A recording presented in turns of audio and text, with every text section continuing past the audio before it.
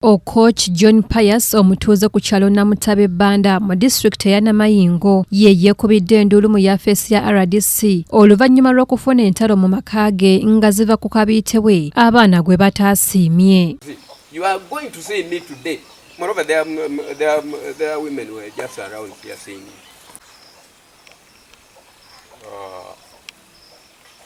I have a disagreement with it, with the mother of these boys, who mobilized them against me. Right now, the mother ran away, is not around. I think he's being kept by them. Right now. Kino kiwaliriza amyuka RDC ow'Namayingo Solomon Baleke okutuuza olukiiko mu maka ga Okooki olwetabiddwamu abaana abakulu b'ekika n'abakulembeze ku mitendera egy'enjawulo. Mu lukiiko luno Okooki John Pius agamba nti yafuna obutakkaanya ne mukyala we Susan Auma ne baawukana oluvannyuma lw'okugaana okwegatta naye mu bikolwa eby'omukwano ng'agamba nti mulwadde wa mugongo era ng'omukyala mwennyini yali yagaana n'okugattibwa naye mu kkanisa ate nga yafunayo omusajja omulala gwaganza ku kyalo kye kimu ate kwe basula olwo n'omwami okusinziira ku mbeera eno naye kyamuwaliriza okusalawo okufuna omukyala omulala. Nsonga mberi omukazi oyo yali ku treatment yaliko ne back pain yakyako for treatment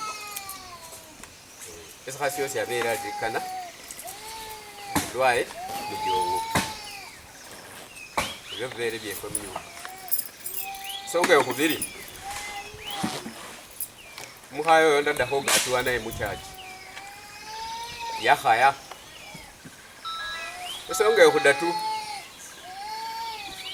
omukazi oyo abeereko nende embulisanya nende omusaacha wundi jirani for a long time yahanyolako warning to layindi amahabi mangi. Ono agamba nti yeewuunya nnyo bwe yafuna omukyala omulala ate mukyala we n'akozesa abaana baabwe bagobe kabiitewe mu maka. The sons have taken over. They want to take over the authority of this home plus the properties. My properties that I bought or acquired before some of them were born. Okooki alopedde RDC n'engeri abaana be bennyini gye bazze bamukubira mu maaso ga mukyala w'omugole ekintu ekimuswaza okukamala.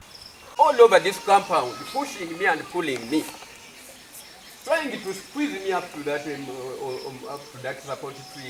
support pole of that house, squeezing me against that support pole, squeezing me against that door, asking me, why have you locked this door?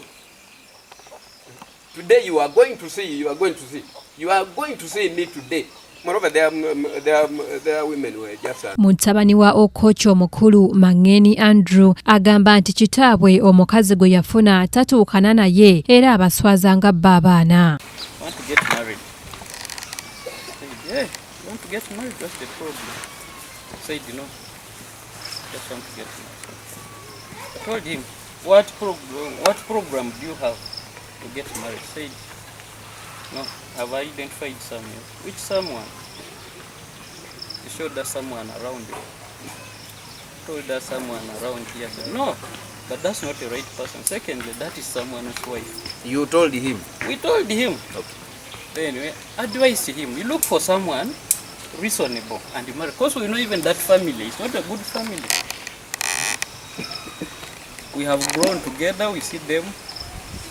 Someone is married, you also want to marry someone whose wife. It's not good. Get someone we shall respect. He insisted and said, if that is the case, I'm not agreeing with any of you. We left here and we went. When we went, we started now hatred against each kid here. Ono agamba nti oluvannyuma lw'okulemesa Kitaabwe omukazi naye yagenda mu maaso n'abagoba ku ttaka lye era atandise okulitunda nga tabeebuuzizzaako ekintu nabo ekibaluma.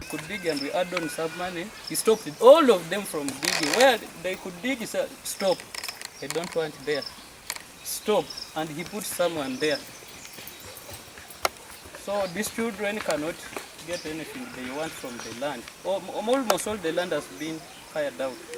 And after hiring out the land to other people, they give him money, he takes care of his wife and the other children, you know, as is. Now, after they go to the bush down there and they sell, he ends up selling the land illegally without the consent of even the LOCs. Sorry, come again? He goes down there, even... Who? The father? Yes, Dad. My dad sold land to some two people. One gave him 5 million, one gave him 300,000 for a big chunk of land. Without the consent of the LOCs, the LOC to sell or what? Now, after CLO going... Muzeeyo Kocha agamba nti bwe yalabye abaana nga bamufuukidde akayinja mu ngatto yasalawo okubagabanyiza ettaka buli omu afune erirye bamuleke mu mirembe ne kabiite we wabula Mangeni Andrew omwana omukulu agamba nti kino bo ng'abaana bakigaana. To force us, we accept what he wants, that he gives us land, distributes land. After distributing land, he will say, I'm done with everyone. Now, every kid should take care of themselves since I've given them land. That's not what we are after. Our problem is, let Muse leave us with our land. We utilize the land. We see how to raise what we can raise to sustain these kids who are still stuck. Abaana beewozezzaako lwaki bazze batuntuza kitaabwe okutuuka n'okumukuba.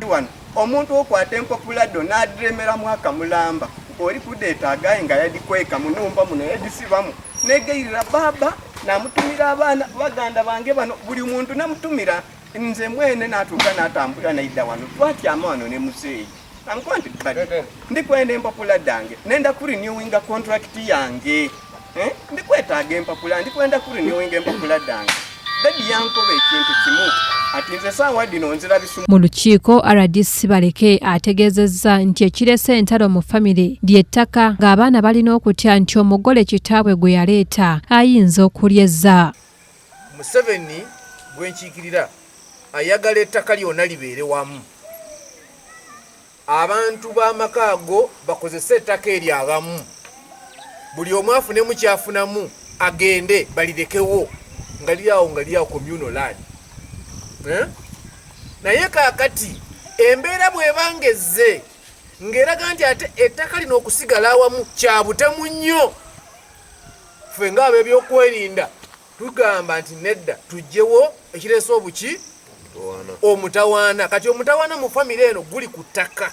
Kikkanyiziddwako mu lukiiko nti Okooki agabire abaana b'ettaka kubanga bonna bakulu naye asigaze ewuwe waaneeyagalira obulungi ne kabiite w'omupya. Weesigalizeewo akako akanaakukuuma.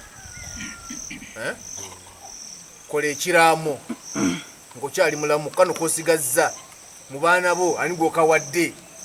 Bwe mbanga nfudde omwana wange gundi gy'atwala abantu awo egundi weesaagaba. Okitegedde? Ekyo kibeera kyama kyo. Kati gwe weesiga mu bali mu kitundu muno oba mu kika. Omutwalira ekiwandiiko ekyo kuba kyakyama n'okimuwa bw'omala okufa bali kisoma. Otegedde? You must choose yourself who is going to be your heir when you are still alive. Kiteke mu biwandiiko. Yenze gundi if you don't know you can come to office, we shall give you a format of RDC Baleke awabudde abaana nti tebalina buyinza busalirawo kitaabwe ku mukyala gw'ayagala okuwasa era n'asaba abaana bano okwetondera kitaabwe olw'ebyo byonna bye bamusobezza baddemu bakwatagane naye. Bw'aba yakusobya asabye omusonyiwe.